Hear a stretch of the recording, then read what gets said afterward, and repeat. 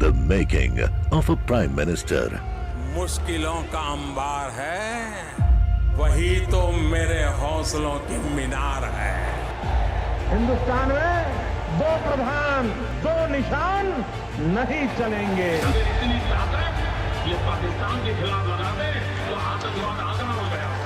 हम चुनौतियों से टकरा रहे हैं। सर्जिकल स्ट्राइक और एयर स्ट्राइक करके नए भारत के सामर्थ्य का संदेश भी दे दिया है।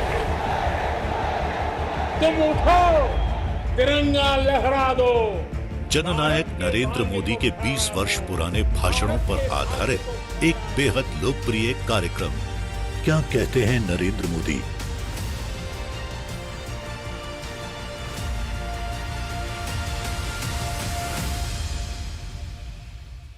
नमस्कार, मैं हूं आपके साथ मीमांसा मलिक।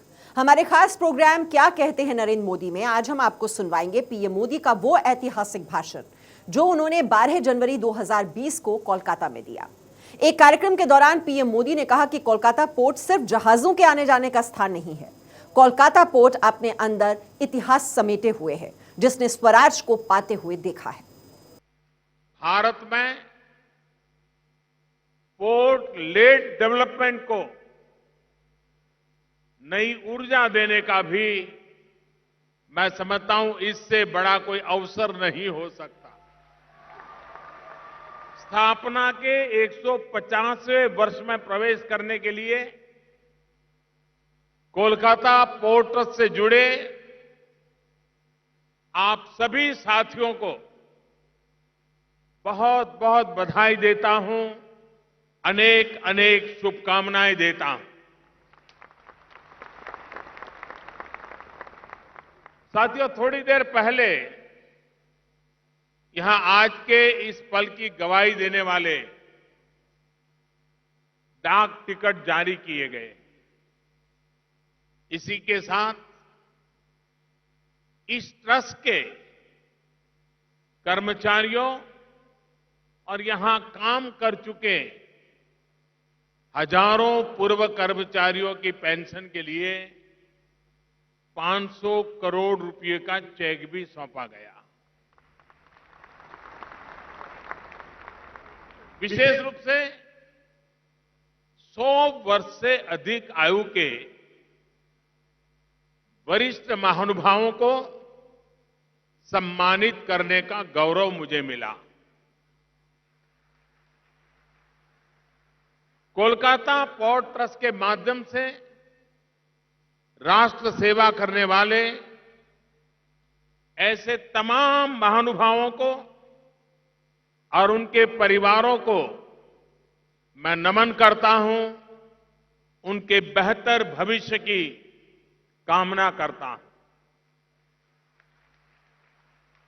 साथियों, इस पोर्ट के विस्तार और आधुनिकीकरण के लिए आज सैकड़ों करोड़ रुपयों के इंफ्रास्ट्रक्चर प्रोजेक्ट का लोकार्पण और शिलान्यास भी किया गया है। आदिवासी बेटियों की शिक्षा और कौशल विकास के लिए हॉस्टल और स्किल डेवलपमेंट सेंटर का भी शिलान्यास हुआ है। विकास की इन तमाम सुविधाओं के लिए भी पश्चिम बंगाल के सभी नागरिकों को बहुत बहुत बधाई देता हूं। साथियों, कोलकाता पोर्ट सिर्फ जहाजों के आने जाने का स्थान नहीं है, ये एक पूरे इतिहास को अपने आप में समेटे हुए है। इस पोर्ट ने भारत को विदेशी राज से स्वराज पाते हुए देखा है।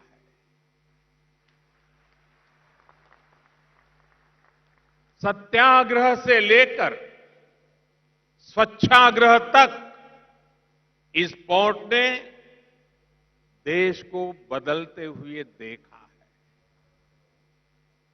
ये पोर्ट सिर्फ मालवाहकों का ही स्थान नहीं रहा, बल्कि देश और दुनिया पर छाप छोड़ने वाले ज्ञान वाहकों के चरण भी इस पोर्ट पर पड़े।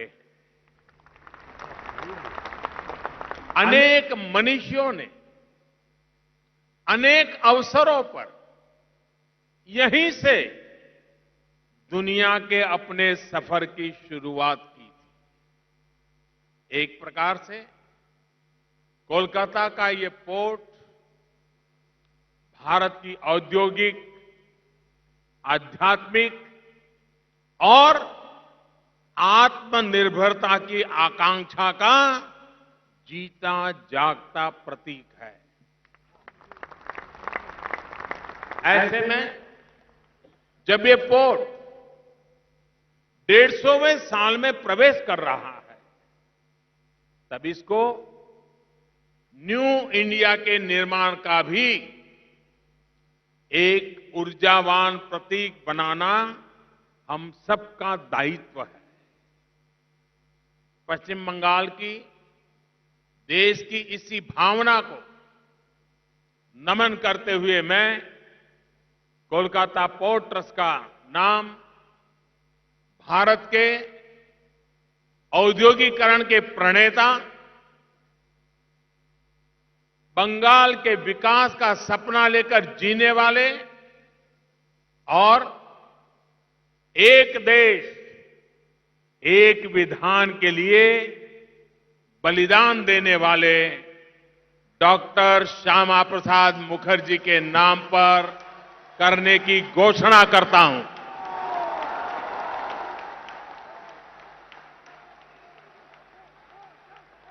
अब ये port doctor Shyama Prasad Mukherjee port के नाम से जाना जाएगा।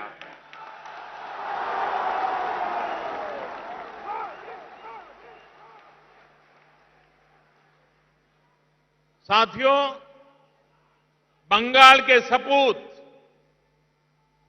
डॉक्टर मुखर्जी ने देश में औद्योगिकरण की नींव रखी। Chittaranjan locomotive factory, Hindustan aircraft factory, Sindri fertilizer कारखाना और दामोदर वैली कॉरपोरेशन, ऐसे अनेक बड़ी परियोजनाओं के विकास में डॉक्टर श्यामा प्रसाद मुखर्जी का बहुत बड़ा योगदान रहा। और आज के इस अवसर पर मैं बाबा साहब आंबेडकर को भी याद करता हूं, उन्हें नमन करता हूं। डॉक्टर मुखर्जी और डॉक्टर बाबा साहब आंबेडकर दोनों ने स्वतंत्रता के बाद के भारत के लिए नई नई नीतियां दी थी, नया विजन दिया था। डॉक्टर मुखर्जी की बनाई पहली औद्योगिक नीति में देश के जल संसाधनों के उचित उपयोग पर जोर दिया गया था। तो बाबा साहब ने देश की पहली जल संसाधन नीति और श्रमिकों से जुड़े कानूनों के निर्माण को लेकर अपने अनुभवों का उपयोग किया। देश में नदी घाटी परियोजनाओं का, डैम्स का, पोर्ट्स का निर्माण तेजी से हो पाया, तो इसका बड़ा श्रेय इन दोनों महान सपूतों को जाता है। इन दोनों व्यक्तित्वों ने देश के संसाधनों की शक्ति को समझा था, उसे देश की जरूरतों के मुताबिक उपयोग करने पर जोर दिया था। यहीं कोलकाता में 1944 में नई वाटर पॉलिसी को लेकर हुई कॉन्फ्रेंस में बाबा साहब ने कहा था कि भारत की वाटरवेज पॉलिसी व्यापक होनी चाहिए। इसमें सिंचाई, बिजली और यातायात जैसे हर पहलू का समावेश होना चाहिए। लेकिन ये देश का दुर्भाग्य रहा कि डॉक्टर मुखर्जी और बाबा साहब के सरकार से हटने के बाद उनके सुझावों पर वैसा अमल नहीं किया गया जैसा किया जाना चाहिए था। साथियों, भारत के विशाल समुद्री सीमा लगभग 7,500 किलोमीटर लंबी है। दुनिया में समुद्र तट से जुड़ा होना आज भी बहुत बड़ी ताकत माना जाता है। लैंडलॉक्ड कंट्रीज अपने आप को कभी कभी असहाय महसूस करते हैं। पुराने समय में भारत की भी एक बहुत बड़ी शक्ति थी। गुजरात के लोथल पोर्ट से लेकर कोलकाता पोर्ट तक देखें तो भारत की लंबी कोस्टलाइन से पूरी दुनिया में व्यापार कारोबार होता था और सभ्यता संस्कृति का प्रसार भी होता था।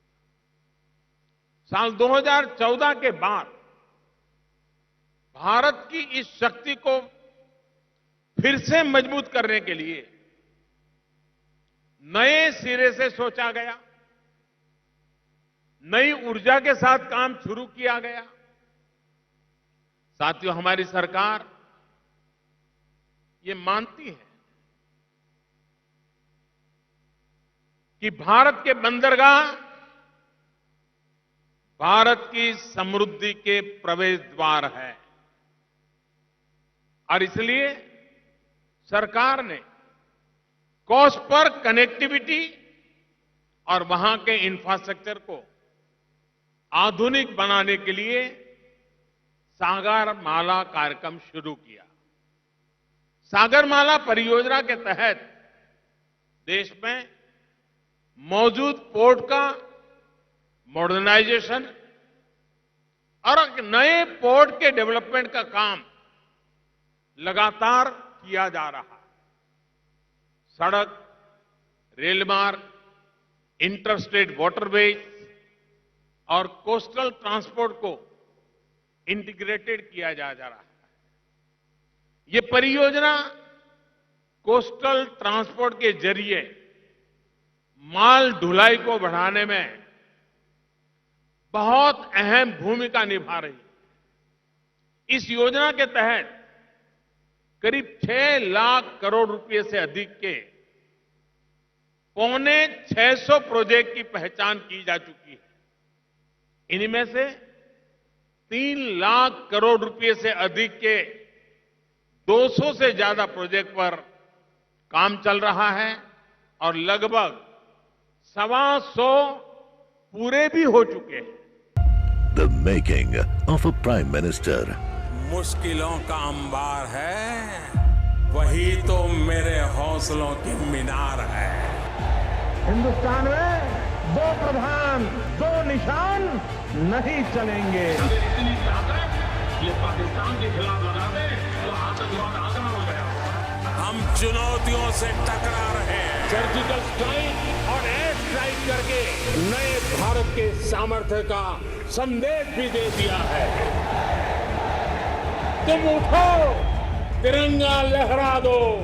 जननायक नरेंद्र मोदी के 20 वर्ष पुराने भाषणों पर आधारित एक बेहद लोकप्रिय कार्यक्रम क्या कहते हैं नरेंद्र मोदी